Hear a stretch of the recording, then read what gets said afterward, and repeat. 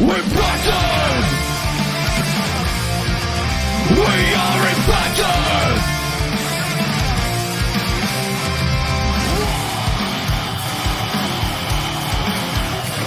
We're battered! We're ready to get up! We want to win! Light the fire of power and make us free! We never break down! We want to win! We are impacted! The best team!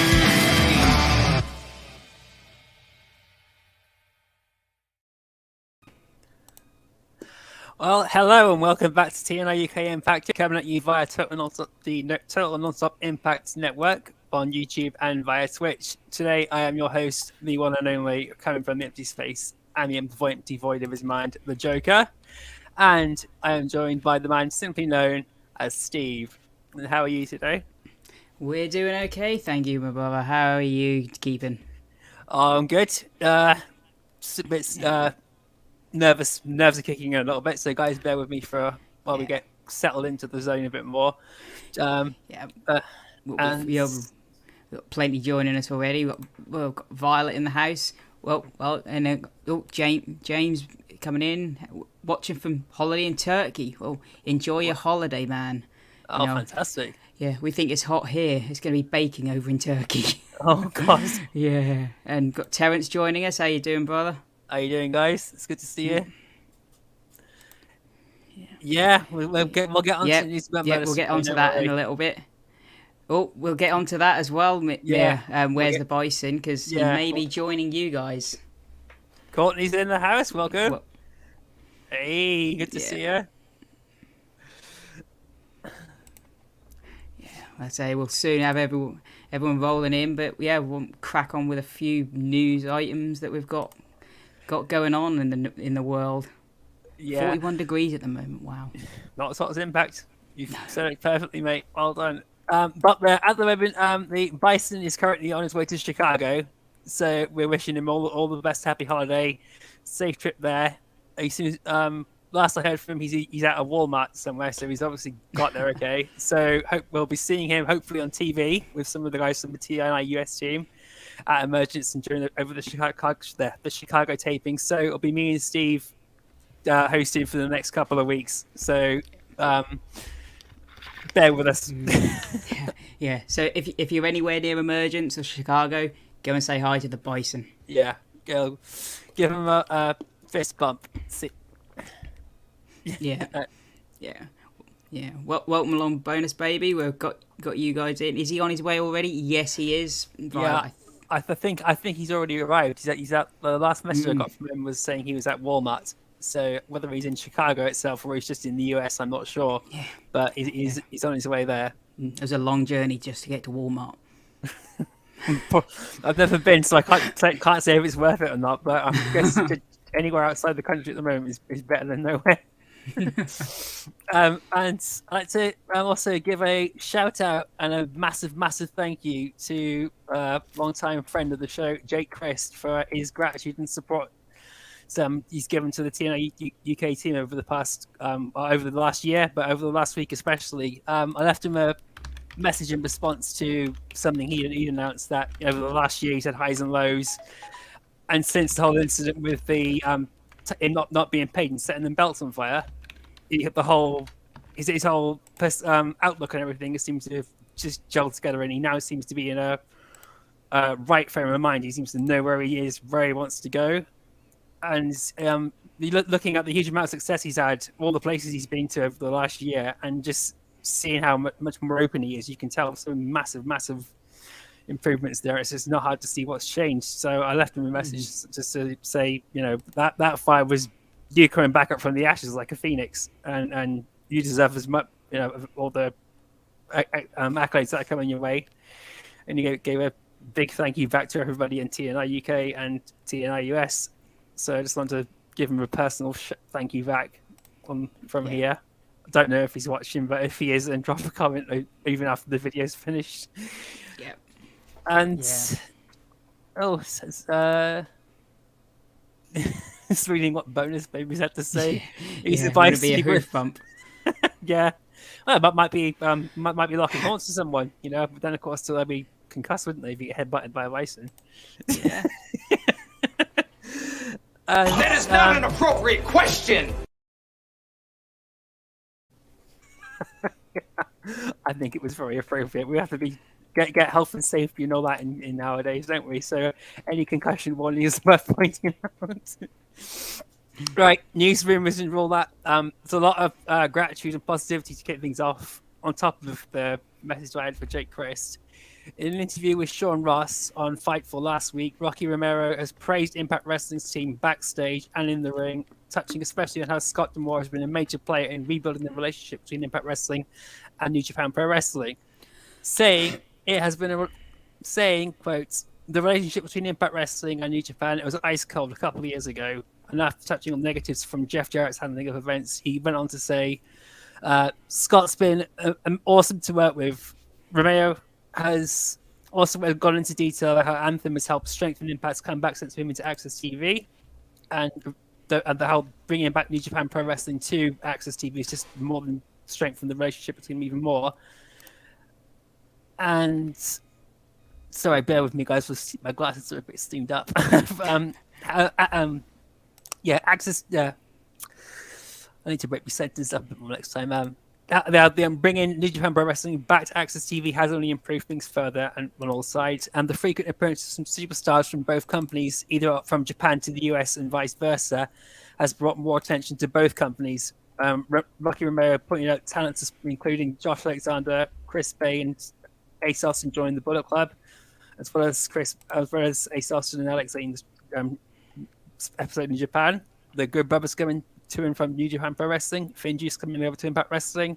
Alex Zane, as I mentioned earlier, making massive appearances in Japan and Impact Wrestling. Moose, Jay White and Hikuleo, and of course Mike Bailey, Chris Sabin, Alex Shirley, just a number of guys that he's been praising and who have brought attention to Impact and New Japan Pro Wrestling since the whole relationship between New Japan and Impact is really, really built up. So it's fantastic news to hear from Rocky Romero, because he's had a good showing on Impact Wrestling too. So what are your thoughts, guys? And what are your thoughts, Steve? Yeah, like you say, it was always going to be a big bridge to rebuild. And when we saw the rebuild, we saw when the Good Brothers came in as well. The first small steps that they took, I think everyone was just going to say. Was saying, well, it's a little slow, but they've done an amazing job to recuperate everything that they've done, and it's really opening more and more doors for everyone else. You know, the relationship with Impact in Japan has always been the strongest relationship that Impact has had, and to think that you'd be saying this like a decade ago is madness. So yeah, D'Amore has done an amazing job with what he's done. Yeah, and Keith just arrived. Welcome to Keith. It's good to see you. And Donald, don't worry, you've not missed too much, guys. Just touched a bit on New Japan Pro Wrestling and Impact Wrestling. But moving on from that, Taya Valkyrie has once again praised Impact Wrestling in another interview for the way she's been welcomed back to Impact Wrestling, describing it as truly magical. And it was just a relief to be back on the roster, which just shows how much respect they have from one another. I will post the link to this interview in the comments as well when this is finished, because I have watched this interview, and Taya Valkyrie had a hell of a lot to say about how Scott D'Amore, how the knockouts, how the entire roster has welcomed them back after such a massive headache of the last couple of years have been. Yeah, it was really, really nice to see this. So I will post that when we finished here as soon as I can. And Sami Callihan has also thanked Scott D'Amore and several others in the company for their support while he was been out with his leg injury, and praised Impact Wrestling for being the quote island of misfit, for having that island of misfit toys mentality. Those of you who might remember, this was in reference to what Crazy Steve described the whole company as when Brian Myers arrived shortly after he arrived at the company himself. When Brian Myers was questioning what the hell is all this? What are we doing? So it's nice to see Sami Callihan carry that narrative on, which essentially is the company has a lot of talent that can work a lot of different angles, storylines, and styles, and it just seems to work. It just doesn't seem to work like that elsewhere. And what are your thoughts, Steve? 'Cause Yeah, like you were saying that Callahan worded it really well about how it is an island of misfit toys, and I think it works quite well like that because they can then bring anybody in and fit them straight in to because they haven't got a mold that they have to make whoever they bring in fit. They are a misfit. So if you are someone who works a particular style, you can go into here, you can go into here, and if you're a character, you can go into here, you can go into here, and like Tyra was saying, she'd be very interested in wrestling Chris Bay, because Impact can do intergender wrestling, and I mean that's a match I'd love to see.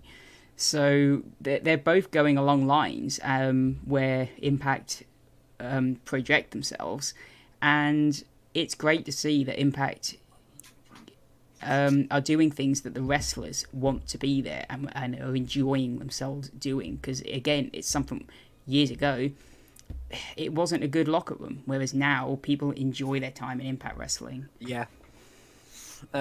Violet, don't worry, I'm a misfit too, Violet. So Impact Wrestling's home for me too. I'm a misfit. I'm not. So And Sami Callihan has also joined a large majority of fans and wrestlers across the board in shooting down people slamming Impact Wrestling with negativity and using the age-old excuse and argument that, we can't watch it anymore, as, quote, Sami Callihan, total bullcrap. Quite humble from Sami Callihan, if you ask me, but this was also during a separate interview, so we couldn't go full Death Machine mode.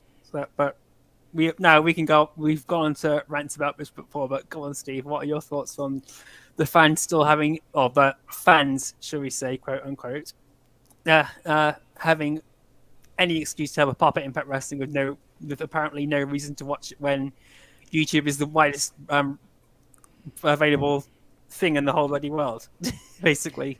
Just as a brief example of one of the places you can watch it from. You're nothing but a selfish prick! Why, thank you. I mean, fans out there are just very... Yeah. It's that mindset of being, I can't be bothered, because it's being lazy, really. If you want to find it, you can find it. The internet nowadays is an amazing tool. If I want to go and find some New Japan, some WWE, some NWA, all I've got to do is type those letters into my keyboard and it will come up. I haven't got to go on, wait around until I get that TV channel. It's just complaining for the sake of complaining to make a point that doesn't need to be made. Yeah. And Larry Longo, to go on to your point, when we just spoke about Impact and New Japan Pro Wrestling, because it was an interview with that Rocky Romero had done, and him being a New Japan Pro Wrestling star. The interview was about Impact and New Japan Pro Wrestling. The relationship they got with AAA and even MLW and NWA is amazing too. There's no denying that at all. But the whole focus on that segment was between New Japan and how everything has gone from basically almost dead in the water to where it is now. Yeah, like I say, it's amazing that they have rekindled what looked like something that you would never ever see again.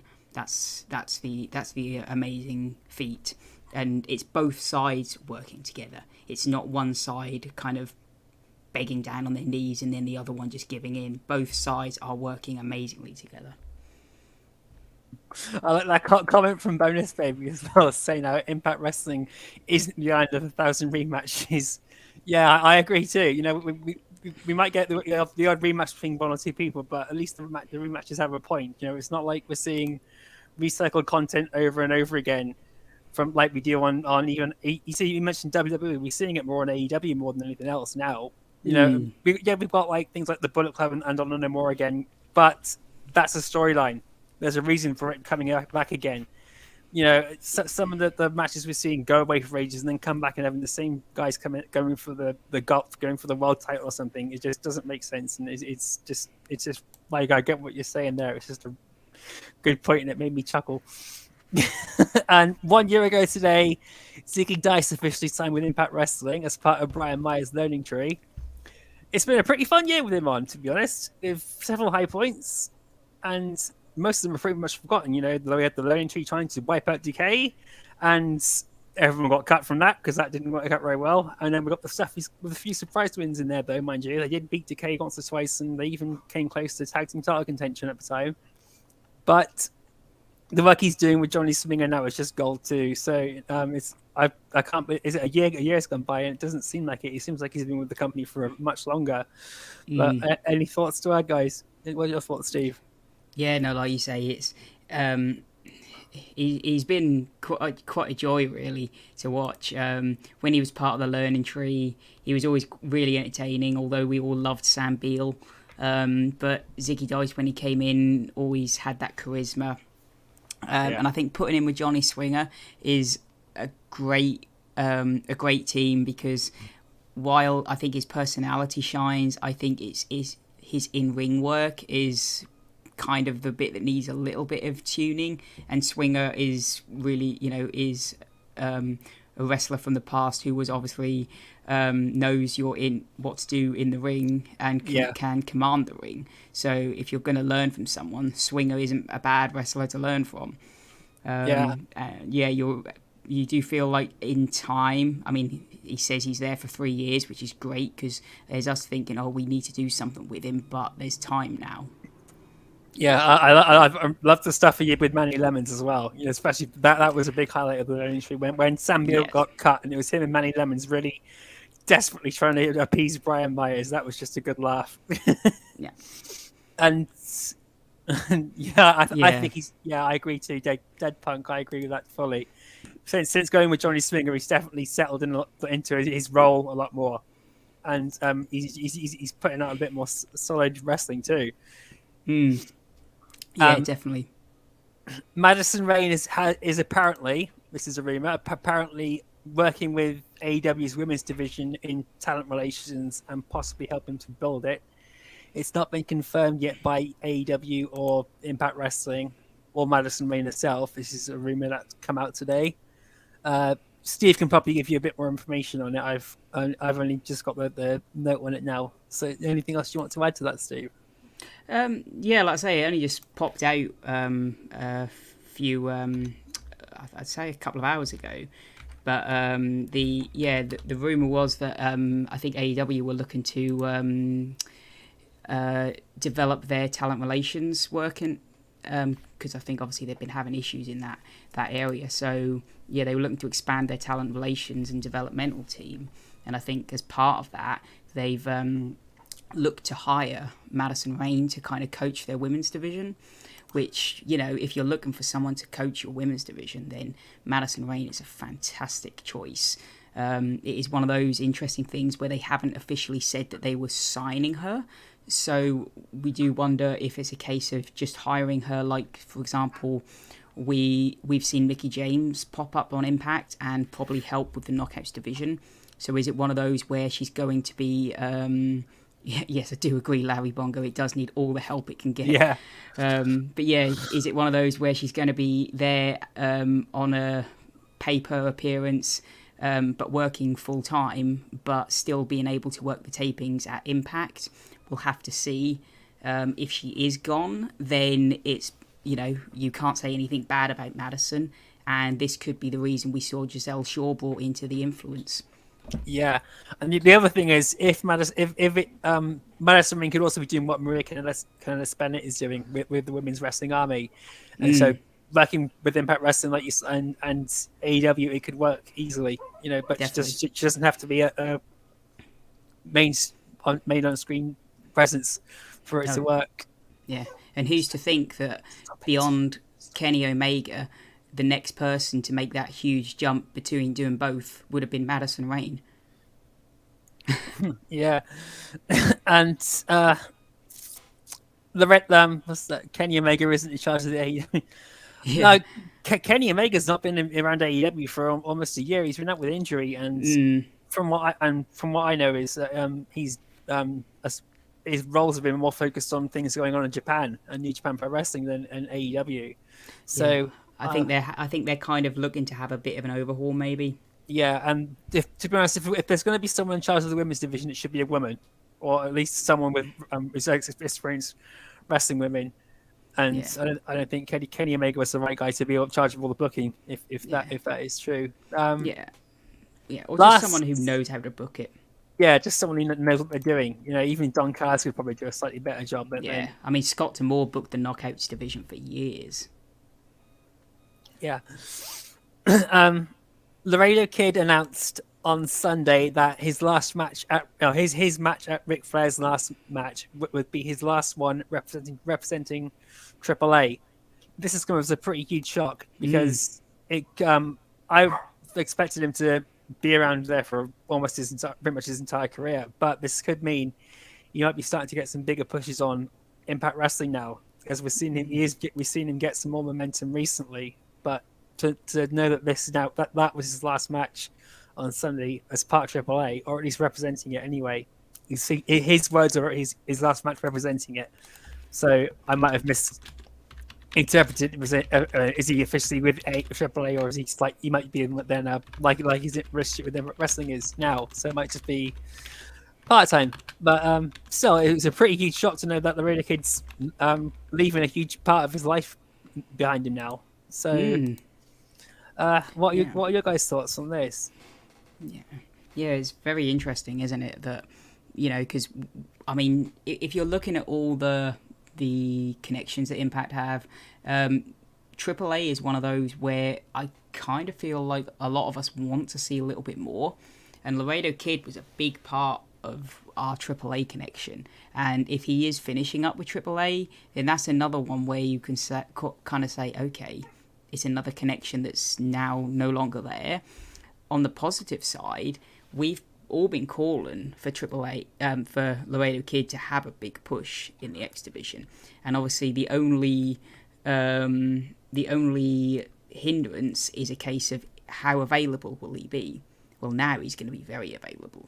Yeah, you know, even Crazy Steve touched on it when we spoke to him. You know, one of the reasons why him and Black Taurus haven't been pushed live as much as they want to, as everyone wanted them to be, is because Black Taurus is tied in with AAA so well. So booking him into tag team gold would have been really difficult. So if the Laredo Kid is not representing AAA now, then there's a higher chance that he's going to be going for an X Division title shot, which would be really, really good to see, because I would love to see Mike Bailey versus Laredo Kid very soon. And before we jump into the full recap of last week, we obviously can't overlook the events on last Sunday. A lot of Impact Wrestling's talent was out the card, and the Nature Boy Ric Flair himself gave us his final farewell at this event. So, while I've not seen it, have you seen it, Steve? I've caught the highlights and bits and pieces of it, but I haven't watched the full event. Okay. Well, while we've not technically seen it fully, and I guess technically it's not an Impact Wrestling event, we thought it would be a bit appropriate to at least give a rundown of how it played out, given the amount of talent that was there. And it, I will admit, the card was pretty eye catching, and it's something I do intend to catch up on, because quite a few of these matches did catch my eye. Jonathan Gresham won the Progress Wrestling World Title. Ray Phoenix won the four-way match between Bandino, Laredo Kid, and Black Taurus. And during that match, Black Taurus made a huge save and stopped Laredo Kid from almost taking himself out completely, which is amazing to see as well. The Laredo Kid tweeting his appreciation, him dangling in Black Taurus' arms upside down, almost like you think he's going to get Tombstone Powerbomb onto the floor. Yeah, I'd like to see a couple of more AAA teams in Impact Wrestling too. You know, we've got Bandino and Ray Horace coming up soon as well, which is going to be interesting to see. Yeah. The Motor City Machine Guns beat the Wolves, which I'm a bit gutted about because I was rooting for Eddie Edwards and Davey Richards. But two classic teams from Impact Wrestling, TNA. Whoever was going to win that must have been an amazing match. I've seen clips of that of the Wolves teamwork together. I'd love to see what the Motor City Machine Guns did in that match. Josh Alexander retained his Impact Wrestling World Title against Jacob Fatu, thanks to a disqualification by the major players, Brian Myers and Matt Cardona. So Matt Cardona is clearly on his way back up there to getting back in the ring. But I must admit, reading that, and I saw some of the reaction to it, I felt that a lot of people were pretty pissed off. Such a good match ended that way. But I think DEP came out and someone else had come out and knocked the shit out of them afterwards, which was good. Jordan Grace defended a knockout title against Jonah Prazer and Rachel Ellery, and won that match by submission, forcing Rich Ellering to submit. And Ric Flair beat Jeff Jarrett in his tag match at the main event with a figure 4 leg lock, ending the night with blood, sweat, and tears. And it's just a very, very fitting tribute to end his career on, and all the best to Ric Flair in the future. Mm-hmm. Yeah, no, I think the whole event went over reasonably well. I think you had a nice variety of matches in there, and yeah, it's I think I don't think you can say much bad about the entire event. I think that you've got the past, the present in there. It's interesting to see if any of this leads, like the Josh match, if that leads anything with Myers and Cardona. It's nice to see Cardona kind of coming out again. Yeah. It was interesting to see the Bandito in there, because that was the first time I've properly seen him. So I'm now really looking forward to Emergence. Oh, he's incredible. I've watched some of his matches in Ring of Honor. He is insane. Yeah, he's so good. And yeah, Mia, I did see the tweet about Mick Foley and Undertaker and Bret Hart in the front row. So that made me well up a bit, I must admit. Yeah. And Black Taurus had some pictures of the Undertaker as well backstage. Yeah, they were all the luchadors. That was really nice to see too. Yeah, and I say this to Deb, but like one thing Jarrett could always do is he always knew how to play the heel. Yeah. Yeah. Well, everyone was going to be rooting for Ric Flair on his. Oh, they were, yeah. But Jeff Jarrett still playing that bad guy character. It's just good. Yeah. No, that was one thing that he knew how to do very well, was to get everyone basically just to hate him, whether they were meant to or not. Okay, we'll get on to the recap. This past week, on BTI, Vincent took on Bhupinder Gujjar, nearly picking up the win in a pretty evenly contested match until Heath added the distraction, causing Gujjar to run him up and pin him with the schoolboy. After this match, Heath once again hit Vincent with a wake-up call. Any thoughts on this, Steve? Yeah, this it's, for me, this now needs.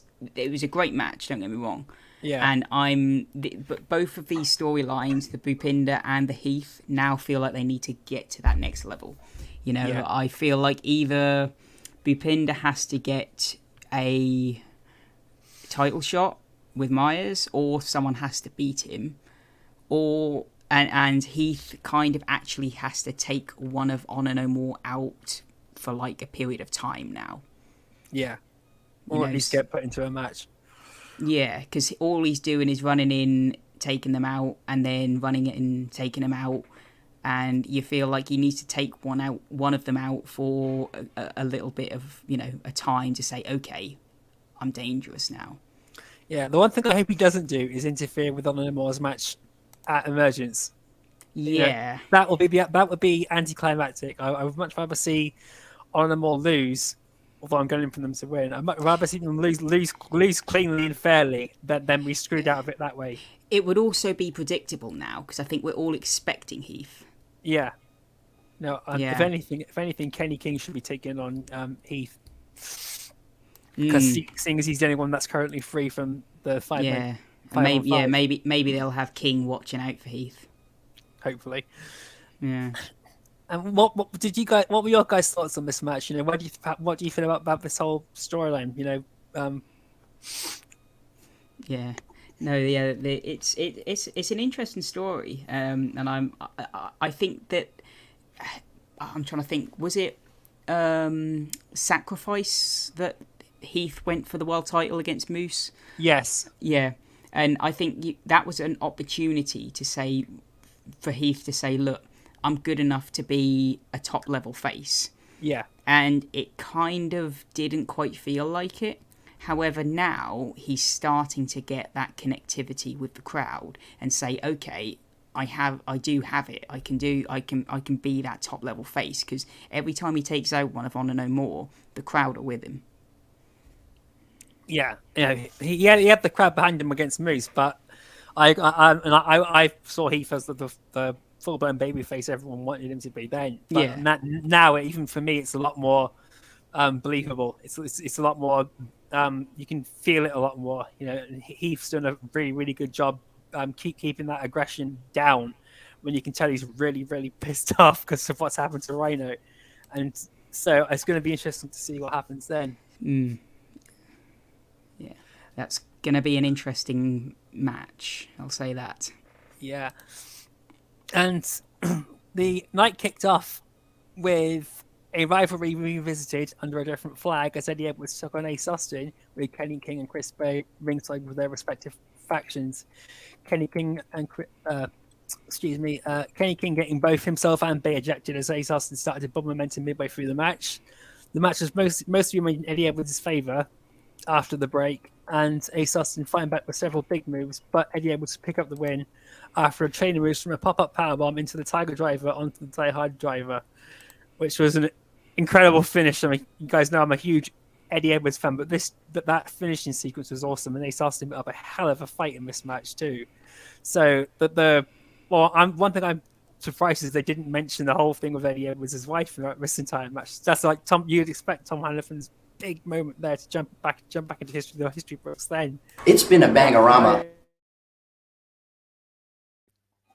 It was a bangorama indeed. This match is really, really pushed forward that Honor No More and Bullet Club rivalry really, really well. Especially with Ace Austin being the newest member going up against the leader. That was just great to see. But what were your guys' thoughts on this? Yeah, and one thing they're doing really well is they're keeping the leader of Honor No More, Eddie Edwards, strong.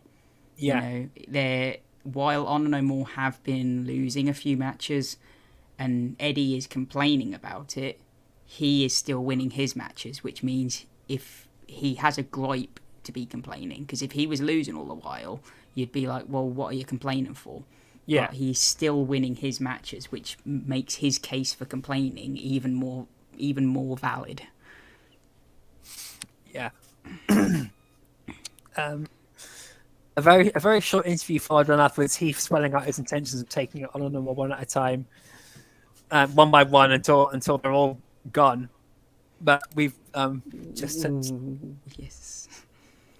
Sorry, but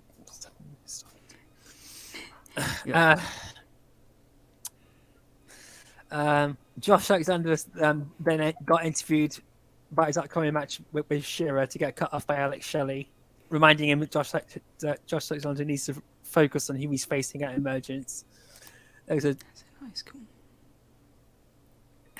Yeah, I agree, Dead Punk. Yeah, OGK eventually will go on their own separate way. I think after Emergence, I think on a number of they've got this match won, and OGK are going to be going for the tag team titles next, one way or another. They're going to be going for it next. PCO and Vincent are going to be branching off soon as well. That's clear as well because the friction between Eddie Edwards and them is there. So, but I definitely, one way or another, OGK are definitely going to be going for the tag team titles. Definitely. I would rather see it happen with them under Honor No More's flag than separately, just to add that extra more to Eddie Edwards' heel turn as well. Yeah, because otherwise Eddie's lost in the void. Yeah, he's got nowhere to go then if Honor No More's not there, and he's on a 3-year extension. He's going to be an anti-hero or a heel for no reason, unless they get Sami Callihan after him. Yeah, I mean you've got a split between PCO and Vincent is coming. You feel so that leaves you with 4 members in Kenny King, OGK, and Edwards. That's not a bad group. Not bad at all. I do see Vincent and PCO definitely going to be going soon because Edwards is attacking both of them more than anybody else. So the seeds are planted definitely. Yeah. Where will we? Slowing down the notes. Laredo Kid and Trey Miguel took on Ziggy Dice and Johnny Swinger. Surprisingly, this wasn't quite as one-sided as expected. But eventually, after a few shenanigans and trying to swap identities and mask each other, Ziggy Dice would fall victim to the Meteora and then a frog splash from Laredo Kid in tribute to Eddie Guerrero. Another really, really impressive match from all involved. And what are your thoughts on this, Steve? Yeah, no. To begin with, I weren't sure what they were trying to do when they got the masks. But then once you figured it out, you're like, oh, for God's sake! But it was just hilarious seeing the take no nonsense of Trey and Laredo Kid going up against in their minds the take no they in Swinger and Dice, they were saying, okay, we're taking no nonsense, but to us it's absolutely, this is a lunatic. But it's quite funny to sort of see where Swinger and Dice's minds are going. But yeah, like you say, they were more competitive, and that's nice to see. And even Tom Hannafin said that, what Zicky Dice is learning is starting to rub off. Yeah. So, yeah, Dead Punk's another good point there. Eddie Edwards to be the next challenger for Josh Alexander, definitely. It would be him or Rich Swan. If even if Onanama wasn't to break away, him or Rich Swan would be the ideal number one in the next contenders. Yeah, you got a few options. I mean, like I say, they're quietly building Macklin, aren't they? Yeah. Macklin's still getting a push somewhere, one way or another. It seems to have lost a bit of momentum, but something's happening. Yeah, it has felt for a little while we don't know what to do with him. But yeah, there's a few people that they could throw up there. I mean, Callahan, you could maybe throw back in there. Yeah. Brian Myers once again was ducking a match with Bhupinder Gujjar only to get himself thrown into a match with Black Taurus. This was a hilarious segment backstage. We then got our first look at. We then got. Oh, that was part of the old bloody notes. I don't know why the hell that's still there.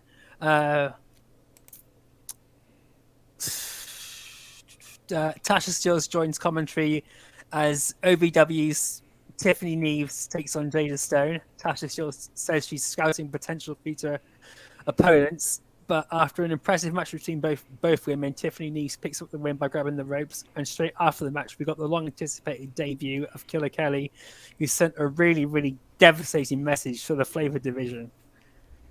What were your thoughts on any of what's been covered here? Brian Myers trying to weasel his way out of another shot for it to blow up in his face, and then we got the amazing match between, the amazing match from the two potential knockouts, and then Killer Kelly finally arrives. Yeah, no, I mean, first thing I'll say about the match is that instantly you knew who the heels and the faces were. Yeah, that they done that really well by introducing Neves and her having this take no nonsense attitude, and then I can't remember who it was she faced, but Jada Stone. That's it, Jada Stone coming out and instantly having that bubbly personality, connecting with the fans. So yeah, instantly you were like, okay, face and heel. And the match itself, both of these knockouts looked really good, and they could easily compete in the knockouts division. And yeah, Tasha Bonus Baby was hilarious. Yeah. On commentary, and then yeah, Killer Kelly coming out with very interesting, because this is not the Killer Kelly we saw last time. So I'm very intrigued as to where they go with this, because if you want my honest opinion, the knockouts at the moment is struggling for faces. So it feels like they're kind of bringing her in as a tweener, go kind of, yeah, towards a take no nonsense, maybe heel. I don't know. Yeah, it's an interesting angle. Sorry, my concentration just got broken then. Tasha's just asking who's this bitch. Yeah, Tasha Steele's reaction was hilarious. Yeah, and that was it was something that I'm surprised she doesn't remember Killer Kelly. I'm pretty sure, along with Kira, I think they took her and Renee Michelle on with Kira Hogan. I'm sure they took them on when the tag team division was still, when they were still in the tag team division. But anyway, Eric Young lays out the law of what's next with Violent by Design. First is the machine guns, and then Kashida, stopping Cody Deaner and Joe Doring from jumping the gun and messing anything else up. We got a huge video package about Alex Shelley giving us the history lesson of who he is and what he's done, with people such as Chris Sabin, Scott Demore, Sammy Callahan, Kashida, Jimmy Jacobs, Mike Bailey, Trey Miguel, even Johnny Gargano giving praise to Alex Shelley over what he's done in Impact Wrestling and wishing him all the best for his first Impact Wrestling World Title opportunity against Josh Alexander at Emergence. Any opinion on thoughts on? I'm still in shock about that. This is Alex Shelley's first ever World Title match at Impact Wrestling. That still hasn't sunk in. I would have expected he would have had at least one or two.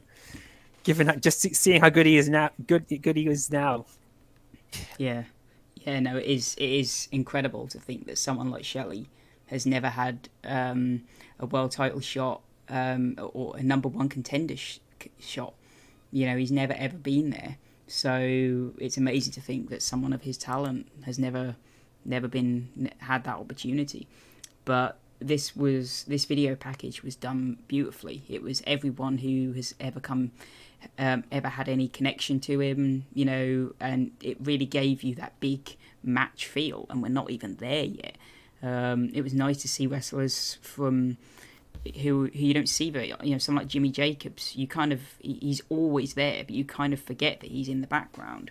And then to see someone like Johnny Gargano, it was a complete shock. It was a bit like when The Rock showed up at Bound for Glory. Yeah, it was massive. There was a huge uproar then on social media about Johnny Gargano being there, because apparently there's things going about he was meant to be at AEW or something. No way. I don't know what the hell that was all about, to be honest, but still, I don't know. But like I say, he wasn't technically there, was he? He just sent a video in. So yeah. Like I say, while he was appearing on Impact, he wasn't technically in the building. Yeah, and we then got Shira versus Josh Alexander. Again, Josh Alexander taking on another powerhouse, but he dealt and took a majority of the offense in this match, providing some distraction. But after wearing Shira down throughout the match, he would quickly tap out to the ankle lock. Pretty easy win for Josh Alexander, given the amount of punishment he did take in the match. And I guess he did get his focus bang on with Alex Shelley in the end. He got in, got the job done, and got out. And then, what were your thoughts on this match? Yeah, if I'm honest, I don't think this was planned, because there was a bit. I think it was when Josh went for a dive on the outside. After that, you didn't really see Shira do much. No, and then I think even the pin, like, I think afterwards, the ref was, instantly, I don't think Shira moved, and then I think afterwards when Raj was cutting his promo on, I think, and then Sammy appeared, Shira was still in the ring laying there. So I get the feeling this was an impromptu finish, and I do worry that if he was down for that long, there could be a bit of an injury there. Yeah. Moose was then interviewed by Jim Miller, denying any alliance or interest in Steve Macklin. Mayor said, like, is he injured, like Bill said last week? Yeah. Maybe. Yeah, looked like he left his left arm landing on the floor. Oh, did look like something with his arm when on the outside, but yeah, hopefully it isn't as serious as it did look. Yeah. Let's see. Moose was interviewed by Jim Miller, denying any alliance with interest in Steve Macklin. And I've just covered that. I'm just going over again so I know where I am. Honor Demore then confronts Scott Demore over Heath's attacks with the usual accusations of disrespect. But once again, Scott Demore has a little sympathy, and Mike Bennett seems to be an attack backstage. We then of course got the hysterical segment between Havoc, Ragnarok, and VXT. We got to see Jessica Havoc once again free from the ended realm in herself, being her new lost self, and Havoc and Rosemary nearly busting that as we got the scream off thing between Havoc and Tyler Valkyrie. Oh, that was just such a funny segment. But any thoughts and opinions on the segments above? I'm just looking forward to seeing what we've got coming up for these guys. You know, it's so far. I mean, I didn't think that. I don't want to sound cruel, but I didn't think Havoc had this in her, bless her. And she's really blown my expectations out of the water. Yeah. So yeah, I'm really looking forward to seeing where this goes and what more we get. I really am. And who's to say that Jessica is the end? We saw more from Susie, Susan, and Sue. Yeah. One thing was Havoc did. It's only like broken character when they've done like the throwback things to when she they did that one when she was with Tessa Blanchard, Jordan Grace, and Alexa Nicole. She was that you saw a different character then, but that wasn't Jessica Havoc. That was Havoc playing somebody else. With this now, technically is Jessica Havoc, and seeing her go from a nasty, destructive force into whatever the hell she is now is just brilliant character development and brilliant just showing the Impact Wrestling's roster is more than just a monotonous One Direction thing. Definitely. Yeah, definitely. And it just shows what can be lying in the undead realm. Yeah. Raj Singh is still in the ring bitching about Shira's loss, so Sami Callihan comes out to shut him up and shuts him up. Then calls up Moose and Steve Macklin.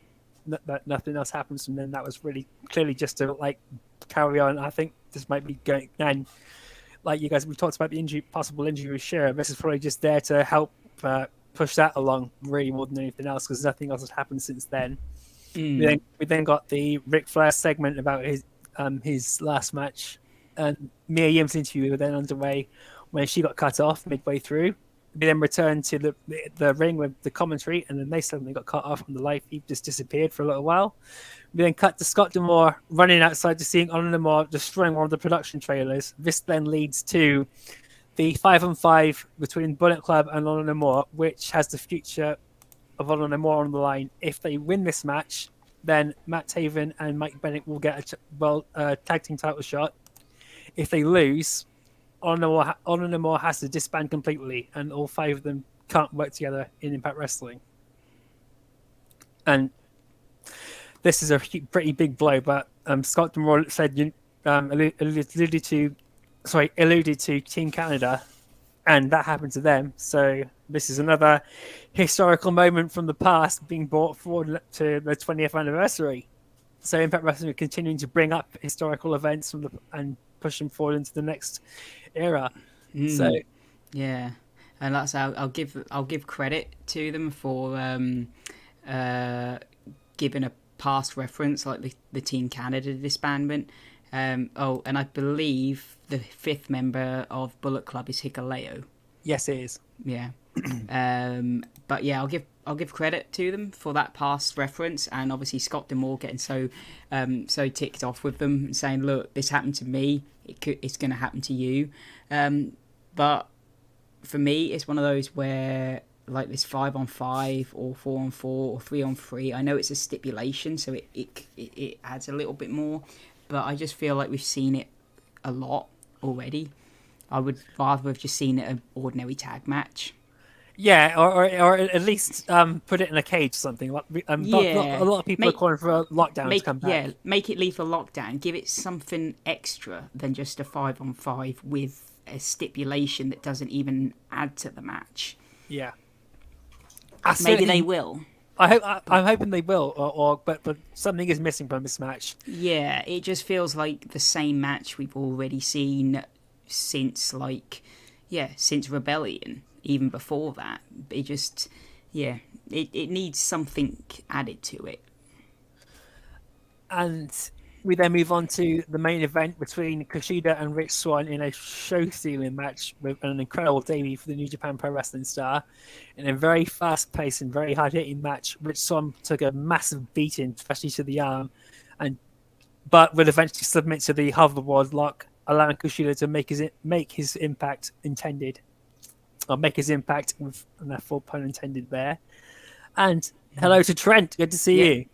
Well, and we'll get the Trent in. Don't forget to hit that like button, as he says.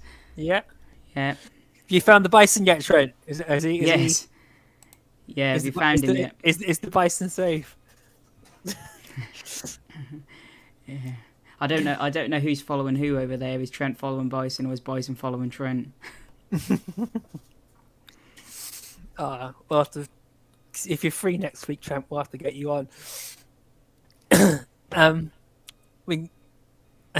It's good to see you, Trent. The stuff of this week. A digital media exclusive match this week was Mike Bailey versus one called Manders at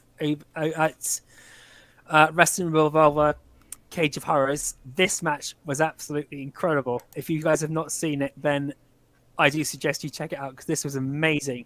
It was Mike Bailey's first defense of the X Division title since he won it at Summerversary. He'd literally gone from Summerversary onto this match like a day later, and it was amazing. A good 10-minute match between the two of them. They went hell for leather on each other, and without giving too much away, because it's pretty obvious he won the match with it being a title match. Mm-hmm. Yeah, it was amazing. Is the simplest way to sum it up. So please, if you get the chance to check it out. Yeah. No, I remember seeing one called Manders previously on one of the Impact specials, and he was very, very impressive. So yeah, I'm really looking forward to seeing this because he was impressive, and we know what Bailey can do. So yeah, I'm sure these two completely knocked it out of the park. And so I see Gary's in the chat too. Well, good to see you, Gary. And Zach Bonifer, I'm not sure if I've said hi to you earlier on. I'm pretty sure I saw you in earlier. I don't think I've said hi to you yet, so it's good to see you too. Yeah. BTI, we got Savannah Evans versus Alicia Redwoods, and I'm pretty sure we all know where this is going to go. So,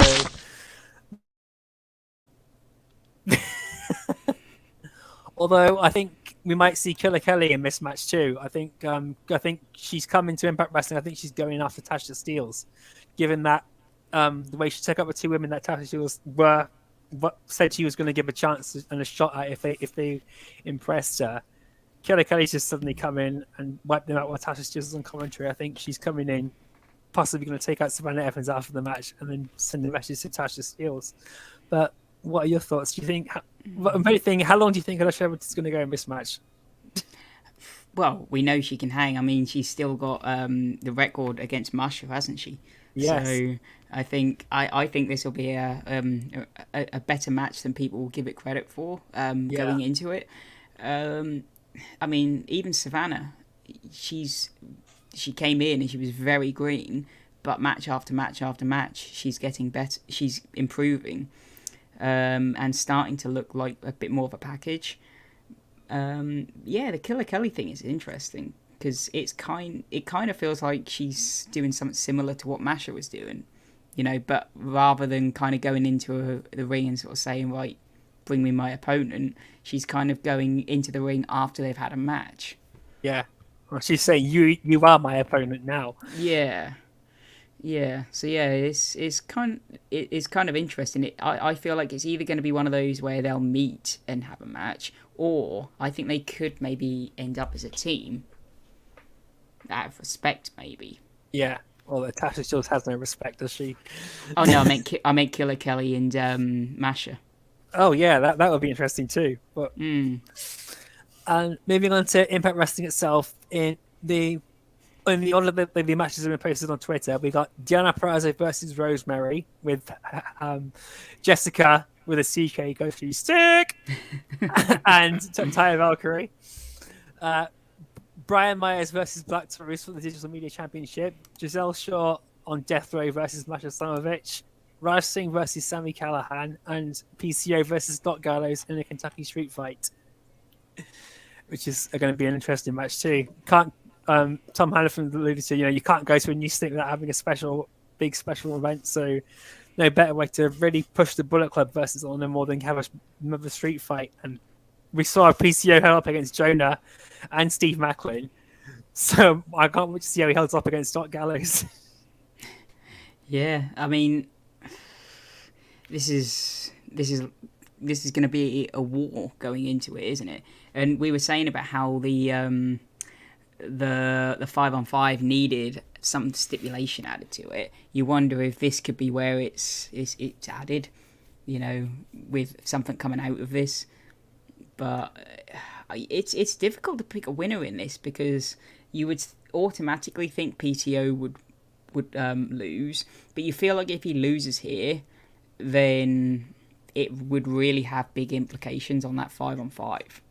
Yeah, I think if PCO loses this, then Eddie Edwards is going to cut him completely from. That's the what I match. mean. And you feel like cutting him now is a bad deal going into that big match. So you feel like but then Gallows already had a pin, didn't he? So but either way, I think we're looking forward to the match. You got two big bulls going into this. Yeah. Well, two big bisons. Let's keep the bison references going when we talk about bulls and stuff. Yeah. Seeing as the bison's not here, he's here in spirit. Yeah, who you guys got winning this main event? Let us know in the chat. Let's keep it. Courtney's got PCO.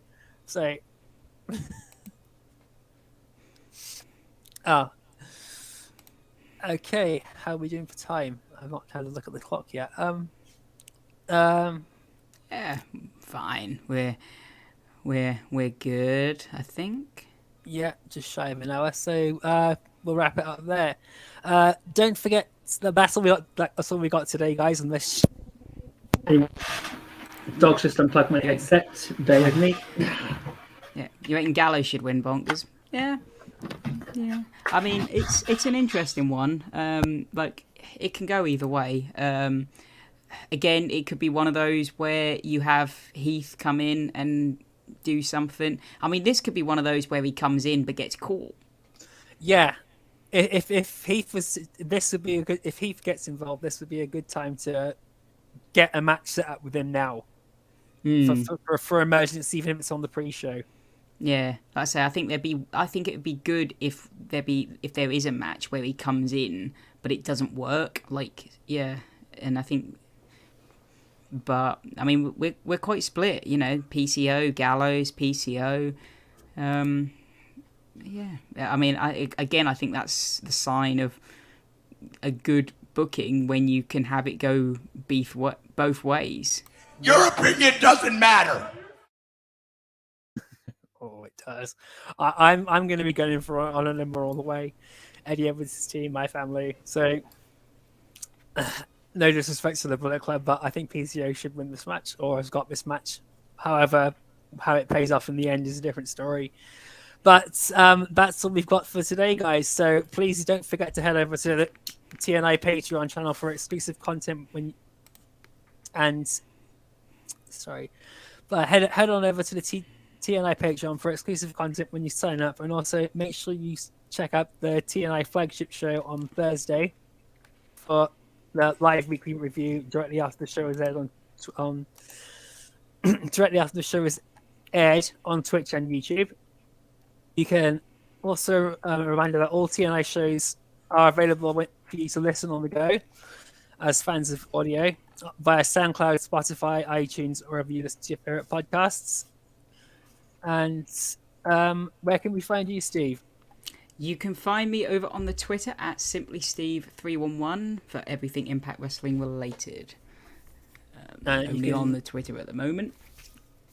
You can find me on Twitter at JakeEmptySpace. You can jump onto Facebook and look for #EmptySpace, #Divide, or if you fancy to tickle your taste buds and your sense of humour, look for #DailyGill. But enter with an open mind and you just might keep your sanity. And please, you can track down the Bison wherever he is at Lord Bison45 on Twitter as well. So give the Bison a follow, help him get his followers up, give him the bump, tell him how much of a bad job we're doing, how much of a good job we're doing. And please take the time to help us move up the rankings on YouTube by giving us a thumbs up. And if you're new to us and you like what you've seen or you tolerated it, please click the subscribe button. And don't forget to give that bell a tickle, a squeeze, and a smash so you don't miss any of the content from TNI-UK or TNI-US. And don't forget, if you want to support TNI, you can also head over to the Spreadshirt store or prowrestlingtees.com/Total Nonstop Impact. And with that said, he has been Simply Steve. I've been the Joker. This has been episode 94. I almost said 44. This has been episode 94 of Impacted. Take care and much love to the TNI tribe. We're